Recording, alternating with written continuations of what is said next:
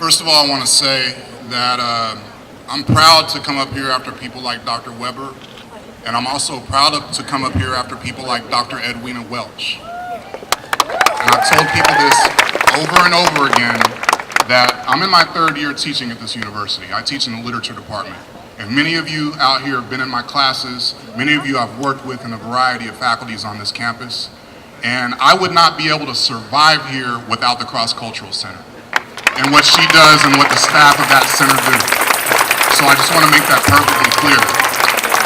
And I know that a lot of you share that experience. And secondly, in terms of their leadership role on campus would not be possible were it not for the leadership role of the students that we have before you today.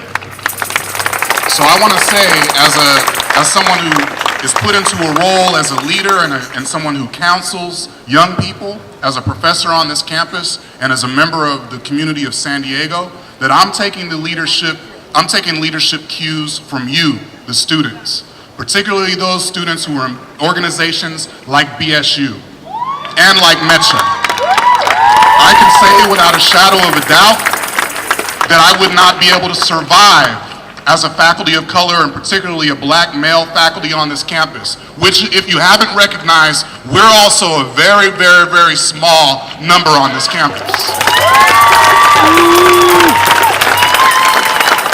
And in terms of that leadership role that organizations such as METRA and BSU play on this campus, I want to say particularly that it started way before this event.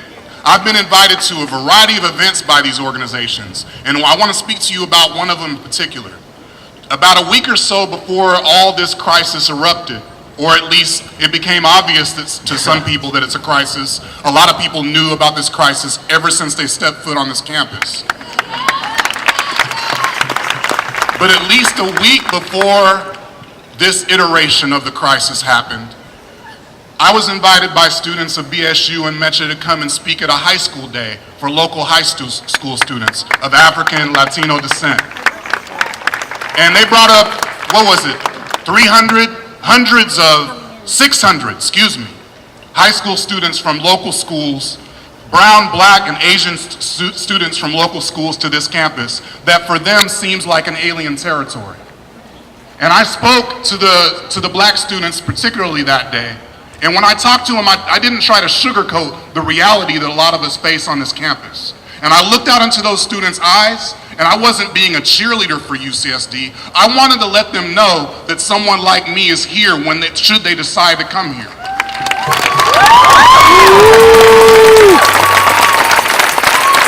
But in letting them know that, while I was speaking on the microphone right here in the East Ballroom of the Price Center, while I was speaking, I had a pain in my chest because I knew as I was looking out into that crowd, particularly at somebody like a young black male from the high school that I went to. I'm from San Diego. I went to Hoover High School in City Heights. This is not a joke to me. So when people talk about real pain, this is a pain that I have experienced on a personal level, that my family has experienced on a personal level for years in this community. There's a reason why we called San Diego Clan Diego when I went to high school here. And it's not because of individual racist people. Dr. Mariscal, all the students, everybody who's been speaking has been talking about this is not about individual racist people. This is about a white supremacist, classist, sexist, misogynist institution.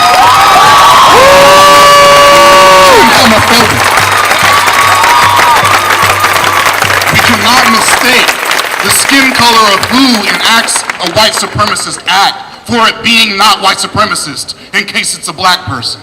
I know that sounds a little convoluted, so I'll repeat it. It doesn't matter whether black people went to this party. It matters that the party itself represents a structural problem on this campus and in this country. And that pain that I had in my chest when I was speaking to those hundreds of youth that have goals and dreams and realities that a lot of people can't understand, even in San Diego County.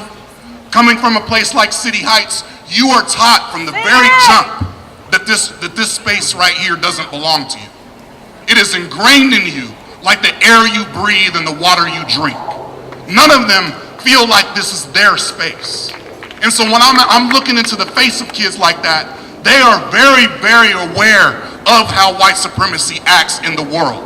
They didn't need the Compton cookout to be told that UCSD was racist.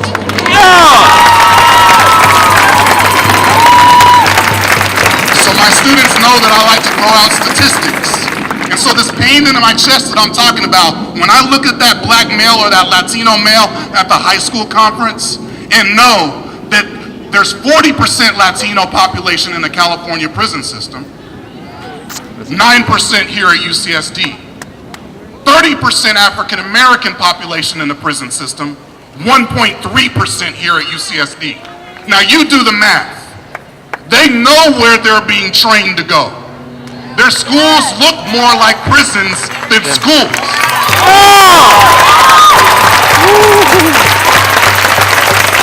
So you statisticians out there, I want you to keep this in your pocket and keep it there and say something about it. 5 to 1. 5 to 1 is the ratio of black males in this state, cages to colleges. 5 to 1 is the ratio of black men in cages to colleges in this beautiful multicultural society that we live in. And this university and every university in this state is implicated in that statistic. We all have to put that to the front of the work that we're doing. So when you talk about diversity and talk about outreach and all these things, you want to talk about a state of emergency. The state of emergency is endemic to this place. And in terms of the leadership role that BSU has played, I want everybody to look at the demands that they've made of this university. Everybody should have a copy of that. And everybody, no matter where you're coming from, no matter what race, socioeconomic background, sexuality, should stand behind BSU and all those demands. Including the repatriation of the ancestral remains.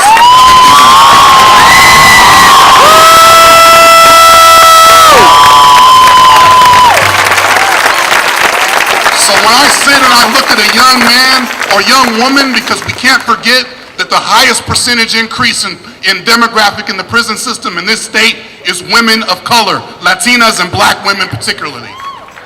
So when I look at those statistics relative to the statistics of faculty, staff, and students on this campus, that's where the pain comes for me. It was there before this event, and it will be there until we smash the system that dictated this event. So I want to extend my heartfelt thanks to everyone who is sitting here today, and particularly I want to extend my heartfelt thanks and love to the overall community of people of color and allies on this campus, and most particularly I want to extend my love and support and honor the work of people like Fanon and David and BSU. And all the other members of BSU and allied organizations like Marvelez, another student of mine. So we are going to hold, the faculty of this university and the black faculty in particular are going to hold this university accountable along with the students. We have issued a letter that I hope all of you read, and we're also going to issue some recommendations, whatever we want to call them. I call them demands, because I cannot work here in good conscience and stay here and be used as a token by this university until